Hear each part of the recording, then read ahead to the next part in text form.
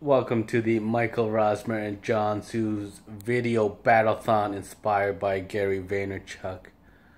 We're going to talk today about the inception of entrepreneurism. A lot of people are talking about being an entrepreneur and how it's like the hot thing. Gary Vaynerchuk, how he's pretty much put, entrepreneurism on a commercial and I guess mass scale, right? He really took entrepreneurism and first made it famous, and made me think about how does one become an entrepreneur, and how does one know when they're ready for it.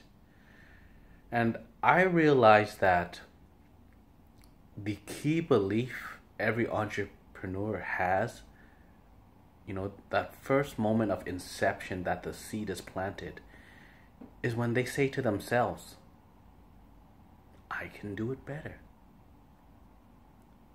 Right? It's somebody with the mindset to take what exists out there and make it better.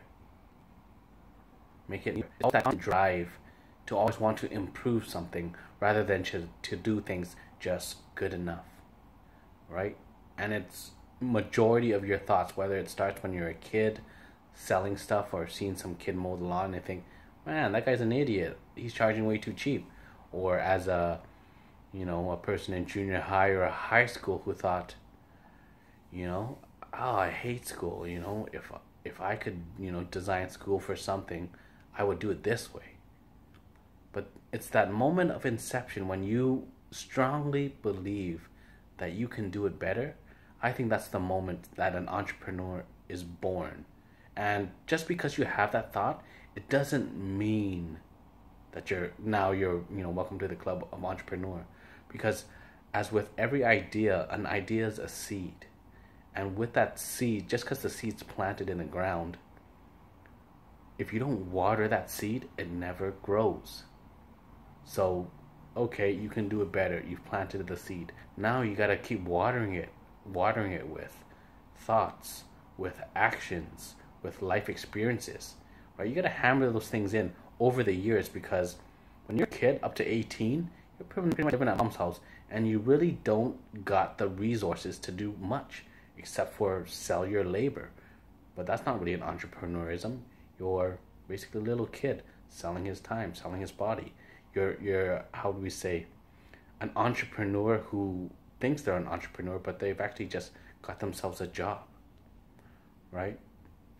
So as you water that thought of I can do it better, by pretty much working as an employee for another company, seeing how an actual business is run, right?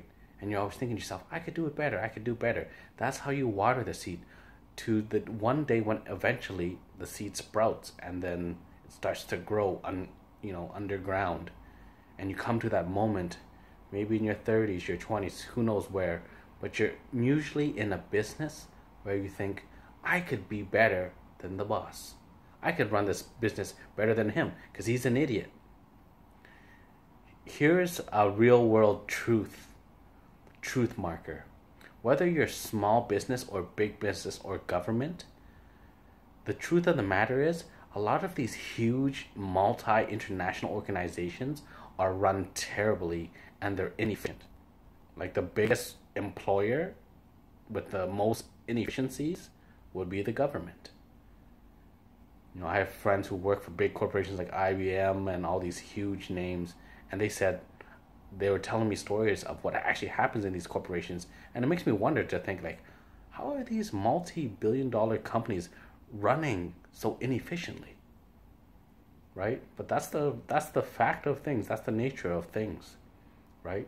So a lot of the times, before you become an entrepreneur, usually you're an employee in a company, and then you have an idea of, hey, I've seen enough of this business, I could do this better, and then you start your own business. A lot of people say, is entrepreneurism for everyone? In potential, yes. But in actuality of real life, no.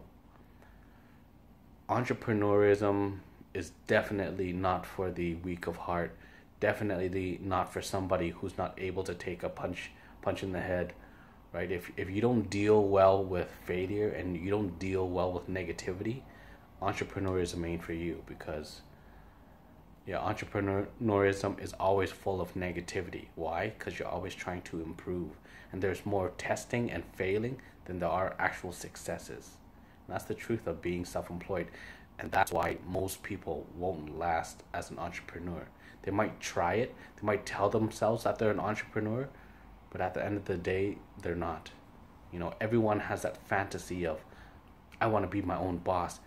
And it's because they become accustomed and conditioned to selling their hours. Like myself, I think I've had 2 jobs in my life. Worked at Max when I was 16, you know, just for the summer helping my uncle and aunt. And I also worked at a plastic factory where, yeah, I realized labor is not for me. I'm just one of those people who can't handle labor jobs. Is it because I'm lazy?